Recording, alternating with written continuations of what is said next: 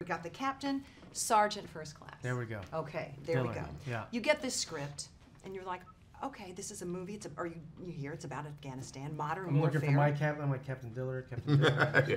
Who do I play? And we're talking about horses. Yeah. Versus Yeah. tanks. Yeah. Yeah. It's an interesting element unto its own. Like, you know, even if it was not based on a true story, you know, having these horses. Well, you have to because of the elements and, like, you know, the terrain of where you're fighting. Yeah, you need horses, and you know, we have a couple donkeys in there as well.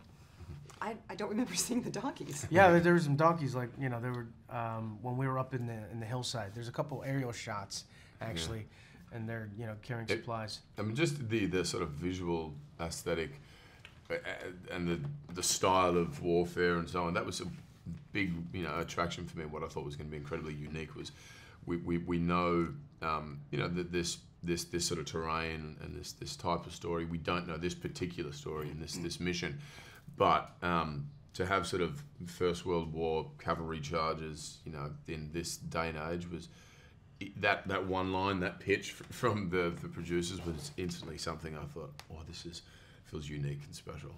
It's almost unbelievable. It really is. Well, I mean, even if you take a look at the title, 12 Strong, so it's like, you know, right after 9/11, you know, everyone's hearts were broken, all the Americans were hurting for sure, and then these 12 guys, you know, it was a kind of a new tactic to go in and have 12 guys do reconnaissance and then, you know, call in airstrikes or whatnot, and you have to get close in order for that, you know, technology to work. You know, it's pretty crazy to have 12 guys leading this charge and taking up the city.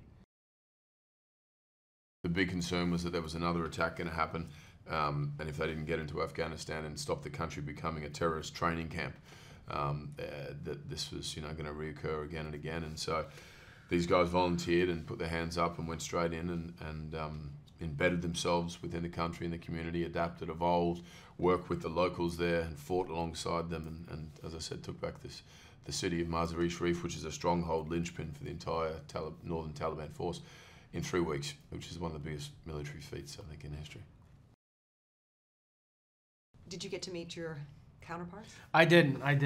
He was, you know, the 2 guys actually came on set, which was pretty cool. I mean, but it was great just to hear the stories and, you know, what they were able to recall, which is just about everything. And any questions that I had, like, they were able to answer them pretty. You got the funny lines, though. Didn't he? Yeah. I mean, but there was some stuff that we just, you know, I'm blessed to have done, you know, played a cop. My brother's a cop. My dad was in the military. And so I grew up around that kind of stuff. So I know that, you know, the way that these guys talk to each other. And they ruffle each other's feathers just for the fun of it. But, you know, there's sometimes where there's a lull and you have to wait that, like, guys would just, you know, be guys, whatever. I mean, they're still alive. And I think that that's important in a movie, like putting in some real-time humor.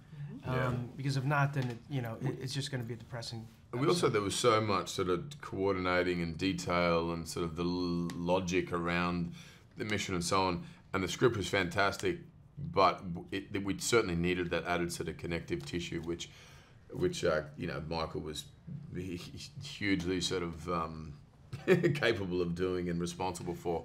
And I think it really adds that extra layer of authenticity, but also you're able to empathize with these guys and understand, oh, that's the banter that would exist. You know, that's how we do talk to each other. Yeah. It's not just, you know, information. Sort of, you know, there is a real friendship and a bond between these guys, and we had to find that chemistry as human beings, I think, and then sort it in there. You're on the set. Yeah. Horses, explosions, dust, sand, dirt, smells, I'm sure. Smells. Smells. Didn't shower. A lot of guys went method on this, didn't shower. Still haven't. But was that tough? Till the premiere, right? Yeah, it really is. You know, For sure. Yeah. I gotta tell you, like, this, you know, I don't know how it was, but I'm like, the director loved smoke. Couldn't get enough smoke. Dirt, blood, you know, smoke. Yeah, exactly. Horses. It was as dirty and busy as possible.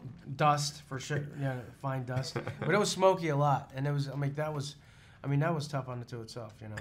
But we had to, you know, that was Nikolai's approach the whole time, was to make this as real and gritty as possible and just throw us in the center of it. And you know, none of us had really. I had a little bit of horse riding experience, but a lot of the guys didn't, and so. We did a bunch of training, but they kept saying, make sure you train with your packs and your gear and your guns. I'm like, yeah, I'll do that later. So we were training in our sort of casual gear, and then get on set, and we're in full armor and so on. And that was that was interesting. But these guys that's what they were doing, going through. Were you a horse rider before? I mean, had you ridden? I mean, come on, does it look like I was? No, a it horse rider? didn't. Jesus Christ. Well, that and a motorcycle. I mean, you've had kind of a tough year. Yeah, I mean, tough year, huh?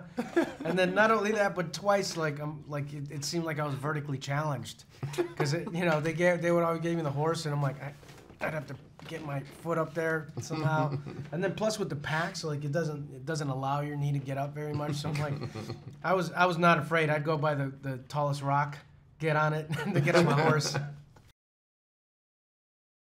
Did you learn something about yourselves playing this kind of a role, being in this kind of an environment, knowing this is the story? I learned that I mean, I had such a great respect for men and women who live this life and are soldiers, and I learned that I don't know how that I could ever do it. Do you know what I mean? And as much as I sort of think, oh yeah, I could be a part of that and whatever, I just had even greater respect for the armed forces and people in the military through this sort of small experience to sort of go, wow, it takes a certain type of person to put themselves in harm's way and risk their life for our safety. And most days I felt like that, you know. Yeah, for sure.